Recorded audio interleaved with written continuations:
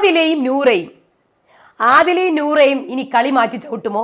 നൂറയെടുത്ത് ആദില എന്ന് പറയുന്നുണ്ടായിരുന്നു ഇനി പെങ്ങള് കുട്ടിയൊന്നും ഇല്ലാന്ന്. പക്ഷേ ആദിലയ്ക്ക് ഒരു ഭയങ്കരമായ ഒരു സ്നേഹം ഷാനവാസിനോടുണ്ട്, ഒരു ബോണ്ട് ഉള്ളതായിട്ട് എനിക്ക് ഫീൽ ചെയ്തിട്ടുണ്ട്.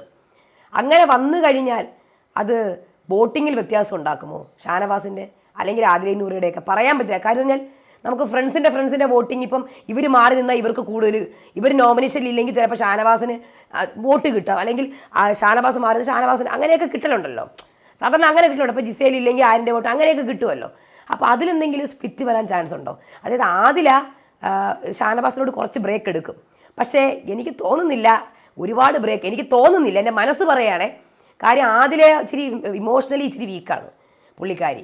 അപ്പം ഇനിയും ഷാനവാസിൻ്റെ ആ ഒരു ഇതിലേക്ക് ആദില വീഴും എന്നാണ് എൻ്റെ മനസ്സ് പറയുന്നത്. അങ്ങനെ കംപ്ലീറ്റ്ലി മാറി നിൽക്കാനൊന്നും പറ്റൂല. എന്നാലും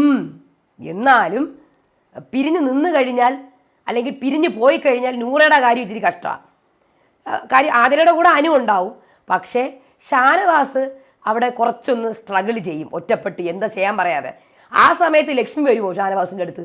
ഇതൊക്കെ ഒരു ഗെയിമാണ്, മനസ്സിലായ? പക്ഷെ എനിക്ക് തോന്നുന്നത് അധികം നാൾ ആദിലയ്ക്ക് അങ്ങനെ ഷാനവാസിനോട് പിണങ്ങി നിൽക്കാൻ കഴിയത്തില്ല എന്നാണ് എൻ്റെ. നിങ്ങൾ പറയൂ, ആദിലയ്ക്ക് ഷാനവാസായിട്ട് അവർ തമ്മിൽ പിരിയുകയോ ഇല്ലയോ? പിരിഞ്ഞു കഴിഞ്ഞാൽ അവർ എന്നേക്കുമായിട്ട് ഈ ഗെയിമിൽ നിന്ന് പിരിയോ? കാര്യം അവർ തമ്മിലൊരു ബോണ്ട് ഞാൻ കണ്ടിട്ടുണ്ട്. ഷാനവാസ് ഇങ്ങനെ അടിച്ചപ്പോഴും ആദില പോയിട്ട് ഇങ്ങനെ പിടിക്കുന്നതാണ് കണ്ടത്. ആ ഒരു ദേഷ്യം ഇല്ല പുള്ളിക്കാരിക്ക്, അത്രയ്ക്ക് ഇഷ്ടമുണ്ട് ഷാനവാസിനോട്, ഒരു ബ്രദർലി ഇഷ്ടമുണ്ട്. അപ്പോൾ മനസ്സിലായില്ലേ? അപ്പോൾ നമുക്ക് കാത്തിരുന്ന് കാണാം.